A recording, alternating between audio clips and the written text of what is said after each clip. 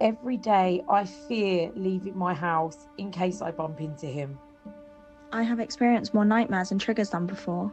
I have stopped living and just exist. It has been so long that I think reporting it was pointless. No one should be left to feel invisible and abandoned inside a system that is meant to protect them. The words of the many thousands who've reported sexual violence to police and are waiting for action years later, as new data reveals just how many are still left in limbo.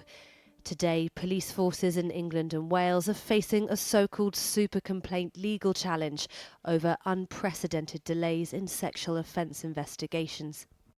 The moment that I'm awake, I'm on the phone, checking my emails. Every time a no-caller ID, because every time there's a call from the police, it's always a no-caller ID, I'm jumping to pick it.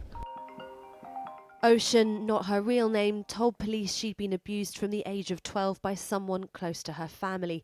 But nearly 6 years and 4 witness statements later, she still doesn't know whether he'll be charged. My biggest regret has been reporting it in the first place.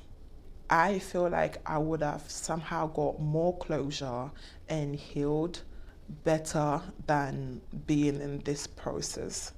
The justice system is skewed against survivors of sexual violence. I've been playing this losing battle since we reported it.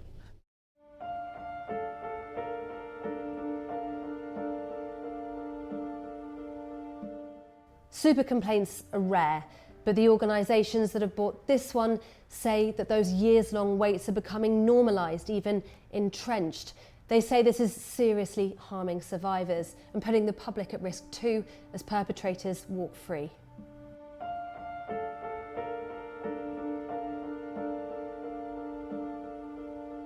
When you're 3 years in, you don't know will it be next month, and that is just torturous. And I think that's the terrifying thing, is that we're looking at pre-charge delay.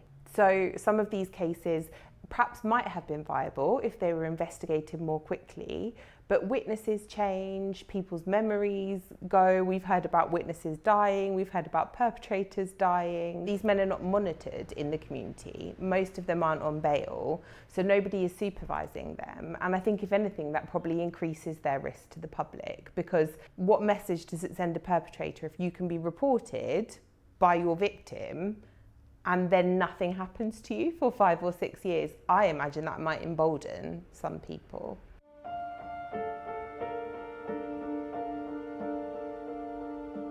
Bindman's solicitors have already settled several cases with police forces over long delays to sexual offence charging decisions. We're really concerned that these excessive delays may amount to breaches of many survivors' human rights by denying them of an effective investigation, and also in some cases, including the cases that we've worked on, by also preventing justice from being done altogether. How urgent is it for police forces to address this right now? It's incredibly urgent. Those people need to have the confidence to know that if they report a serious sexual offence to the police, it will be properly dealt with.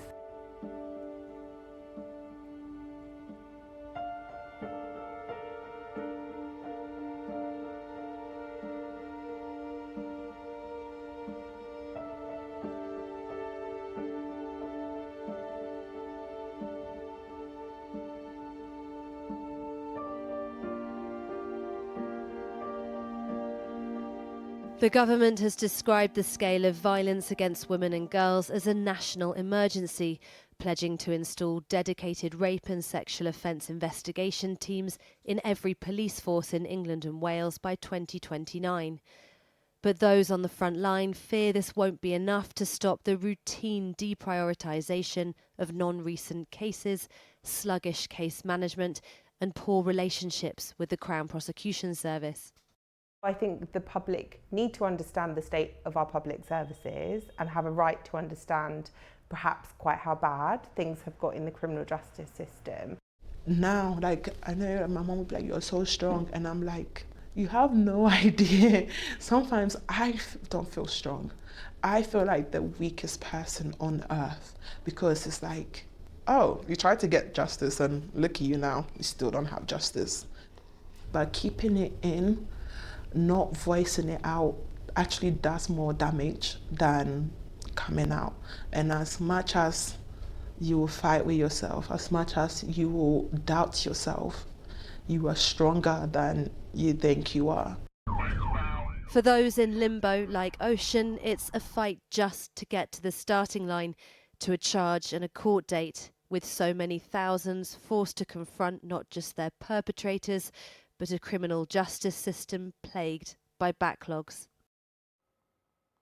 Amelia Jen reporting. His Majesty's Inspector of a Constabulary told us tonight that it would be jointly assessing the super complaint alongside the College of Policing and Independent Office for Police Conduct. And if you've been affected by any of the issues in that report, you can seek help by going to channel4.com/support.